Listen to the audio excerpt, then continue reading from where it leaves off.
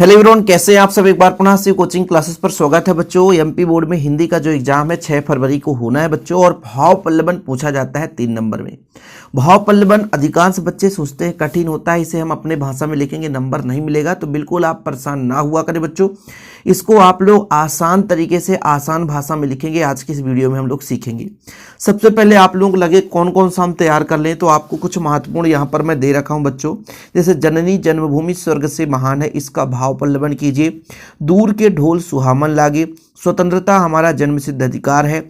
आशा से आकाश थमा है, पर उपदेश कुशल बहु तेरे। अब जरूरी नहीं है कि यही क्वेश्चन आ जाए, लेकिन मैं ये गारंटेड कहता हूं कि यदि इनमें से आप समझ लेते हैं, क्योंकि अभी मैं आपको समझाऊंगा कि किस प्रकार से भाव पल्लवन करना है। भाव पल्लवन 3 नंबर में से 2 से 2.5 नंबर आपका फिक्स है, क्योंकि कुछ बच्चे ऐसे भी कॉल करते हैं कि सर हमारे पास अब टाइम नहीं है, हमारे पास केवल और केवल 2 से 3 दिन समय और हमने कुछ पढ़ा भी नहीं है। तो ऐसे पॉइंट्स जो होते हैं आपको नंबर देके जाते हैं। इसमें आपको बहुत रटना भी नहीं है, थोड़ा बहुत दिमाग आपको लगाना है, मतलब हल्का सा दिमाग दिल लगा दिए। जैसे सबसे पहले मैं बात करता हूँ दूर के ढोल सुहामन लागे। यदि क्वेश्चन आया भाव पल्लवन मतलब भाव विस्तार करना है, यानी एक छोटा सा यहाँ पर वाक्य दे दिया है और इसको आपको बड़ा बनाना है। दूर के ढोल सुहामन लागे मतलब दूर के ढोल का सुहामन का तात्पर्य है कि दूर वस्तु, दूर की चीजें हमें अति प्रिय लगती है। ठीक है, आप इसका तात्पर्य लिखेंगे अपने भाषा में। बोल रहा हूँ ना, किसी गाइड का प्रयोग नहीं कर रहा हूँ, ना तो प्रश्न बैंक ना तो परीक्षा बोर्ड। सबसे पहले आपको लिखना है कि दूर के ढोल सुहामन लागे का तात्पर्य है दूर की हर चीज हमें लोकप्रिय या अति प्रिय लगती है, अच्छी लगती है। जैसे कोई भी व्यक्ति हमारे पास अधिक ज्ञानी होता है, लेकिन जब वह हमें समझाता है तो उसकी बात उतनी अच्छी नहीं लगती। वहीं पे यदि कोई सक्सेस व्यक्ति जो कि दूर का हो, और यदि वो टीवी या दूरदर्शन के माध्यम से हमें उपदेश देता है या कि हमें किसी भी तरीके से उपदेश देता है तो हमें अच्छा लगता है और उसके बात को हम मानते भी हैं। जैसे हमारे विद्यालय में ही हमारे टीचर यदि नित्य दिन हमेशा हमको समझाते हैं, लेकिन उतना हम नहीं समझ पाते, लेकिन वहीं पे जब कभी सेमिनार लगता है, कोई व्यक्ति आता है और उसकी बात को हम समझते हैं, तो कहीं ना कहीं हमारे जीवन में उसका विचार जो है लागू हो जाता है। तो इस तरीके से आप इसको अपने भाषा में लिखेंगे। हम अपने तरीके से समझा रहे हैं, सही है कि नहीं, कि मनुष्य एक सामाजिक प्राणी है। ठीक है, मनुष्य एक सामाजिक प्राणी है, उसके सामाजिक जीवन में ऐसे कई घटनाएं आती हैं जो कि उसको अपने पास की चीज़ों से अच्छा न लग करके दूर की चीज़ें अच्छी लगती हैं। ये हो गया खत्म। आप 2-4 लाइन, इतना लंबा चौड़ा नहीं कि बिल्कुल परेशान होते रहना है। दूर के ढोल सुहावने होते हैं, इसका तात्पर्य ही है कि हमें दूर की वस्तुएं अति लोकप्रिय लगती हैं, अति प्रिय लगती हैं। जो हमारे पास रहता है उसकी वास्तविकता को हम परीक्षण नहीं कर पाते, बल्कि जो दूर रहता है उसे हम अच्छे तरीके से मानते हैं। कोई यदि वस्तु हमें हर दिन ना मिल करके कुछ दिनों पे मिले तो वही चीज़ हमें सुंदर लगती है। ठीक है, जैसे अपने जीवन के बारे में हमने बताया कि यदि हम बात करें कि मान लीजिए कोई पास में स्थित व्यक्ति हमको समझाए, हमें सही मार्गदर्शन दे, लेकिन उसे हम नहीं समझ पाते, लेकिन वहीं पे दूर का व्यक्ति यदि किसी भी दूरदर्शन के माध्यम से, फोन के माध्यम से या किसी सेमिनार के माध्यम से समझाता है तो हमें कहीं वही ना कोई वही आवाज़ हमें अच्छा लगता है और उन्हीं की बातों को हम मानते हैं। आप अपने भाषा में लिख दिए, बनेगा ना। ऐसे ही लिखना है, कहीं अलग से नहीं कि बिल्कुल हाँ गाइड पढ़ के ना गाइड से लिखना है। गाइड में लिखने वाला भी एक व्यक्ति ही है, वो अपने भाषा में लिखा है। हाँ, उसका वास्तविक रूप से अर्थ निकलना चाहिए। जैसे यहां पर लिखा गया है स्वतंत्रता हमारा जन्मसिद्ध अधिकार है। स्वतंत्रता मतलब हम अपने विचारों को रख सकते हैं संविधान के आधार पर।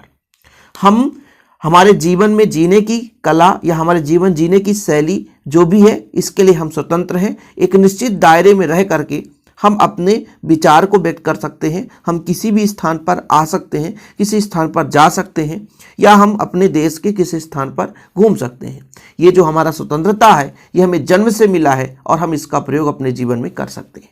यही हमारा स्वतंत्रता जन्मसिद्ध अधिकार है। ठीक है, समझ में आया ना। ऐसे लिख लोगे बच्चों। उम्मीद करता हूं, मैं इसको डिटेल्स में नहीं लिख रहा हूं क्योंकि एग्जाम आपके पास में सर में चढ़ा हुआ है। अब मैं इसको हिंदी लिखते रह जाऊं तो आप भी परेशान हो गए। आपको समझना है, फैक्ट की चीजें समझना है। 2013 में आया था, 2013 में मैंने पेपर दिया था। स्वतंत्रता हमारा जन्मसिद्ध अधिकार है।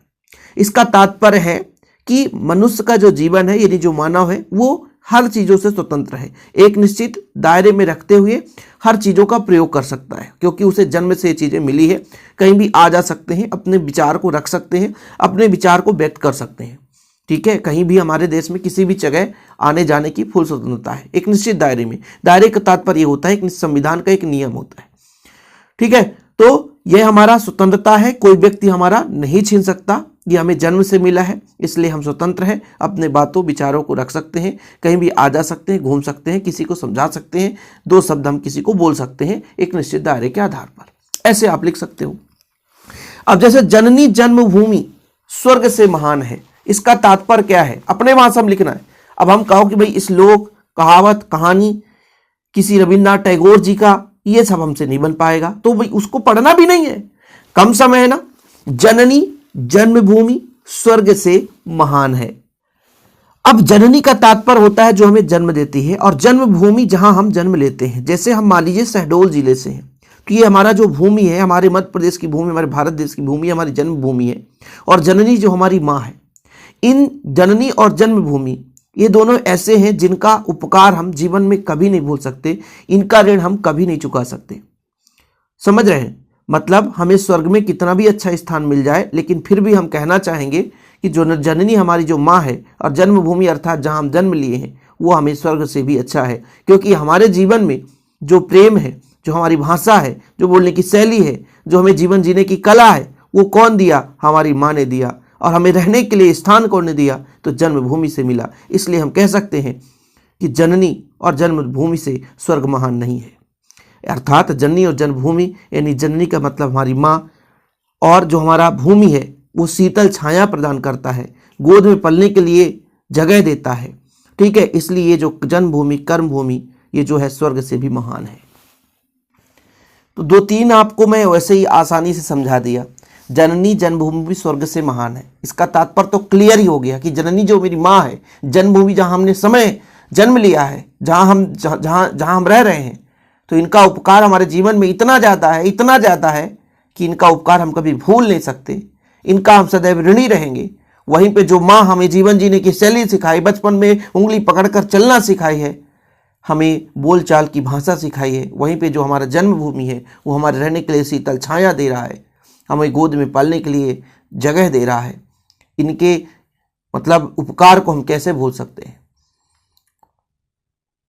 इसलिए कहा जाता है कि जननी और जन्मभूमि स्वर्ग से भी महान है। बस आप अपनी भाषा में कितने लाइन लिखना है, 5 से 6 लाइन, कम से कम 5 से 6 लाइन लिखना बच्चों, और इतने में आपको पूरे अंक मिलेंगे। मैं गारंटेड कहता हूं, मैं जो समझा रहा हूं, ऐसे आप कोई भी चीज ले लो।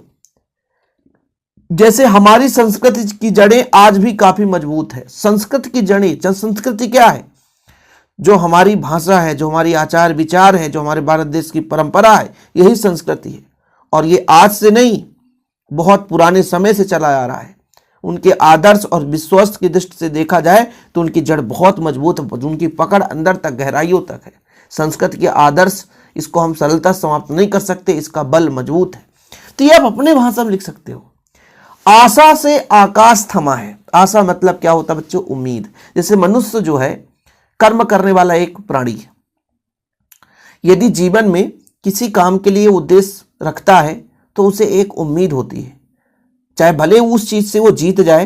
भाई क्या बोला, आशा से आकाश थमा है, मतलब एक छोटी सी उम्मीद यदि आपके पास हो तो बड़े बड़े मतलब जो आपके लक्ष्य होते हैं उसको भी आप अपने जीवन में कायम कर सकते हैं।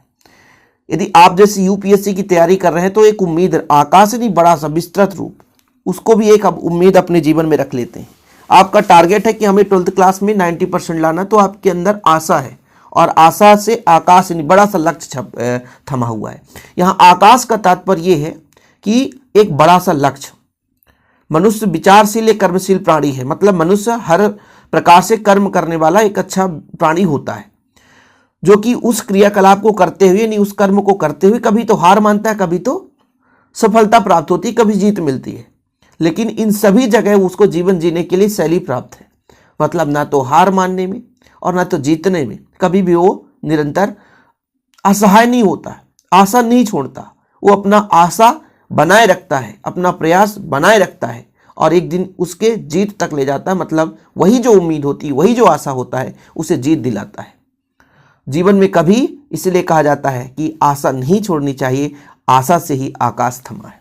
ये आप अपनी भाषा में लिख रहे हो, समझ रहे बच्चों। जैसे आगे, प्रकृति पर विजय पाकर ही मनुष्य दम लेता है। इसका मतलब क्या है कि प्रकृति के आधार पर इंसान चलना सीख जाता है।